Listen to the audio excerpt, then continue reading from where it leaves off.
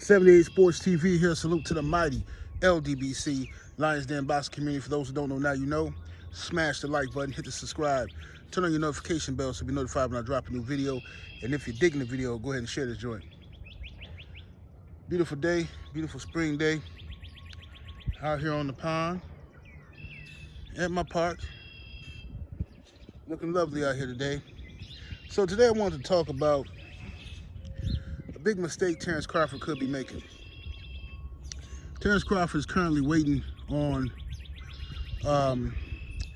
Canelo Alvarez. He's supposed to be fighting Canelo Alvarez in September. In the meantime, well, actually, Terrence Crawford is moving up in weight to fight Canelo in September. So he's going from 154, just left 147, but he's going from 154 all the way up to 168. So he's jumping up several weight classes, okay, to take this Canelo fight. It's ballsy, shows a lot of determination, a lot of heart, a lot of self-belief and determination. Cool.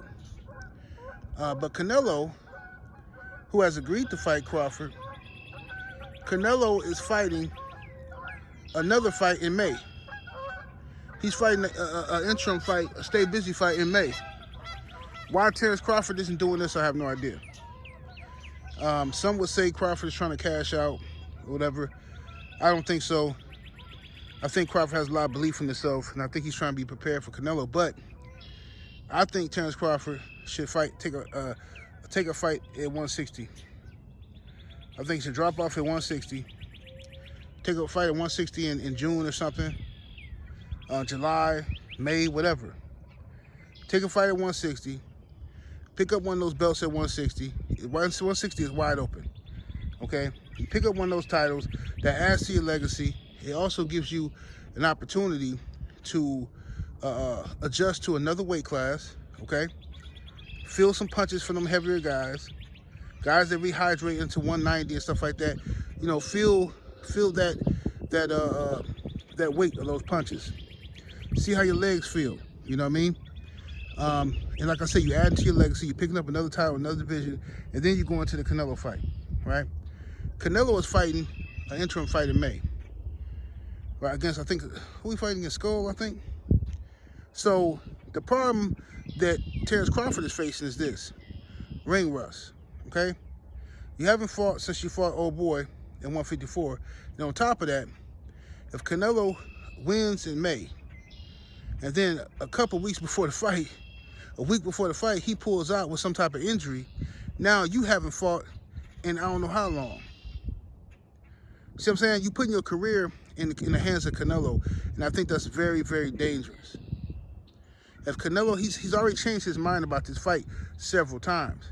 If he happens to change his mind, you know, come September, you know what I'm saying? A couple days into the month, and all of a sudden he has some mysterious thumb injury or bicep injury. Where does that leave Terrence Crawford? Now you 168. I know you ain't gonna want to fight nobody else at 168. So that means you're gonna wait. You're gonna sit out and put your career on hold again, waiting on Canelo. I just think, listen, I'm backing Bud in this Canelo fight. I think it's a stupid fight, but if Bud think he can win, I gotta back him. I gotta ride with him.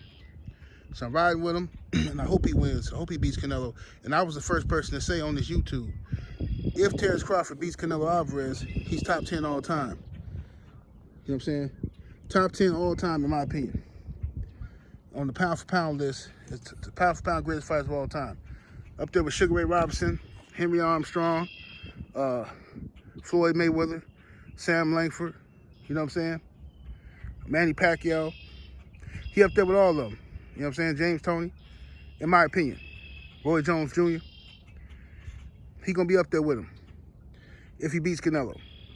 But now, since I said that, everybody else is, you know, more popular names, these fighters and, you know, networks are starting to say it. And of course, still in my content, still in my ideas. But regardless, I'm rooting for Bud. I just want him to be prepared. And I would hate to see him sit out this whole year, have not fought this whole year, and instead of taking an interim fight at 160, you know, a drop-off fight at 160, you gonna wait on Canelo. If Canelo pull out, man, if he fakes some injury or something, you know, where's that gonna leave you, bro? Gotta think about that. And I know you don't want to fight nobody else, no replacement opponent, because that replacement opponent, you know what I'm saying, you prepare for Canelo. Replacement opponent might be way bigger than Canelo, taller. See what I'm saying? But anyway, in other news, Jaron Ennis this weekend will be facing Stanionis. This is a fight I've been waiting to see at welterweight for years now. Finally, it's gonna happen. After all the ducking and dodging they've been doing, finally the fight gonna happen. It's been agreed to. So it's happening this weekend. Hasn't been a lot of talk about the fight. I think this is a very dangerous fight for both guys. Jaron Ennis has promised that he's not leaving welterweight until he collects those belts. He wants to be undisputed. That's great to hear. Great to hear. And so the myth of Jaron Ennis being this huge guy who can't make 147 no more has been exposed. For the last 2 years, people have been saying, Jaron Ennis, he's gonna move up. He too big, he too big. That's a big kid. Well, Jaron Ennis just did an interview with Fight Hub, and he says that he's perfectly fine making 147. This has been his easiest camp, he says. He got a nutritionist and all that kind of stuff, so we'll see at the scale. But Ennis versus Stanionis is a good fight, complicated fight, because Stanionis is he's a pressure fighter, well-educated fighter, but a pressure fighter. He brings intelligent pressure. Boots was on top of the world a few fights ago. Everybody was swinging from his pubes, and then all of a sudden, he have a couple of fights that make him look human, and everybody, the fanboys, abandon ship, jump off the bandwagon. So I got Boots winning this fight, but barely. I'll be highly impressed if Jaron Ennis comes in here and stops Stanionis, just styles on him. If he styles on him, boy, this is gonna be a look, man. This is gonna be a great look, great look. But I doubt it. I think this is gonna be a close fight. Come down to it, I think Boots wins unanimous decision or a split decision victory. That's what I think. Over Stanionis. I think it's gonna be a little controversial, you know, but I think the fight is pretty evenly matched, except for Boots is more raw talented. You know what I'm saying? Boots says he's gonna go for undisputed, so I'm expecting Boots to try to fight Brian Norman Jr. They were supposed to fight before, and it was a hiccup over a couple $100,000. But now with Turkey out shaking the picture, I'm sure they should be able to fix that situation. So Brian Norman Jr. versus Boots, I'm expecting that to be on the horizon, especially Boots versus Mario Barrios. You know what I mean? So Boots wants to become undisputed. So we'll see what happens with that situation. Y'all let me know what y'all think.